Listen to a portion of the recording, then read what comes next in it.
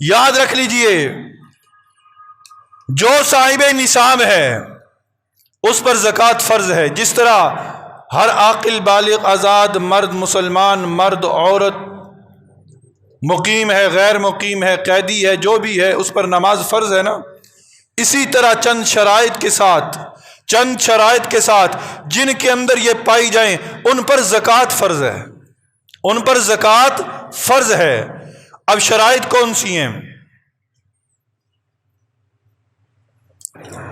عاقل ہو، پہلی شرط یہ ہے مسلمان ہو، مسلمان پر زکوٰۃ ہے، کافر پر نہیں ہے۔ دوسری شرط یہ ہے کہ عاقل ہو، مجنوں پر، بے ہوش پر زکوٰۃ نہیں ہے، پاگل پر زکوٰۃ نہیں ہے۔ آزاد ہو، قیدی پر زکوٰۃ نہیں ہے، قیدی پر زکوٰۃ نہیں ہے۔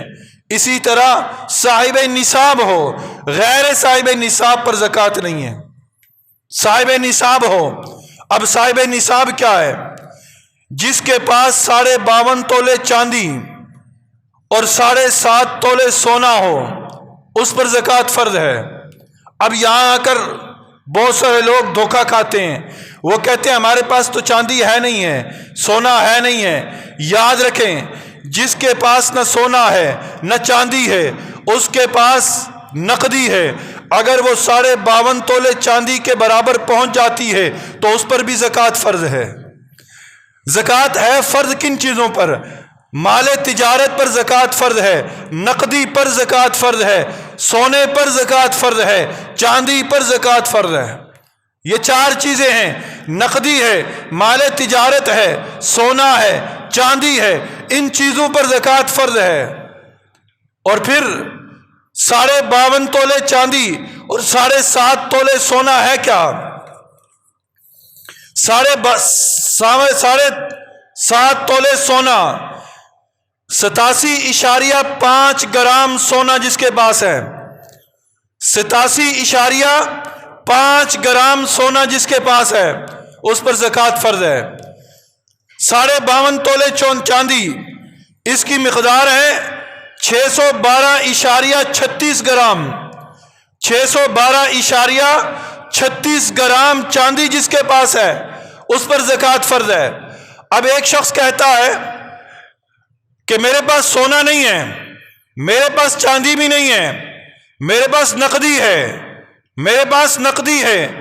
52.5 تولے چاندی کی قیمت معلوم کر لیجئے، اندازتاً، میں صرف اندازاً بیان کر رہا ہوں، موجودہ دور کے اندر جس کے پاس 50,000 روپے کے برابر رقم موجود ہے، جو اس کی ضروریات زندگی سے زائد ہے اور سال گزر چکا ہے، وہ صاحب نصاب ہے، اس پر زکوٰۃ دینا فرض ہے، وہ زکوٰۃ دے گا۔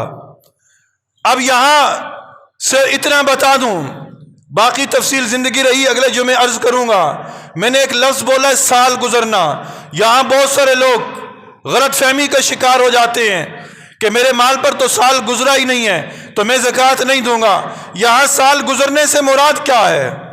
یہاں سال گزرنے سے کیا مراد ہے؟ آج غالباً 4 شعبان ہے اور زکوٰۃ کی ادائیگی میں یاد رکھ لو میرے دوستو، یہ اتنے اہم مسئلے ہیں کہ ان مسئلوں کے سیکھنے پر ہماری نجات کا دار و مدار ہے۔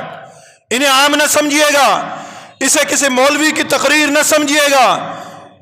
جس طرح آپ کے لیے کھانا ضروری ہے روزانہ، اسی طرح اپنی نجات کے لیے ان مسائل کا سیکھنا ضروری ہے، ان مسائل کا سیکھنا ضروری ہے۔ یہاں وقت نہیں ہوتا کہ مسائل کو کھول کر بیان کیا جائے، یہ آپ لوگوں کی ذمہ داری ہے کہ اپنے علاقوں کے ائمہ مساجد کے پاس بیٹھ کر، علماء کے پاس بیٹھ کر زکوٰۃ کے مسائل سیکھو اور زکوٰۃ ادا کرو، وگرنہ یہی مال جہنم کے اندر آگ بن کر آئے گا، آگ بن کر۔ تو سال گزرنے سے کیا مراد ہے؟ آج غالباً 4 شعبان ہے اور سال زکوٰۃ کی ادائیگی میں قمری دیکھا جاتا ہے، چاند کا حساب کیا جاتا ہے، شمسی سال نہیں، قمری سال، اسلامی مہینوں کا اعتبار۔ آج 4 شعبان ہے، میرے پاس میری ضروریات زندگی سے زائد کتنے پیسے آ گئے؟ 50,000 روپیہ. 50,000 روپیہ میری ضروریات زندگی سے زائد آ گیا. میں تاریخ لکھ لوں، میں لکھ لوں کہ آج میرے پاس یہ 50,000 روپیہ آ گیا ہے جو میری ضروریات زندگی سے زائد ہے.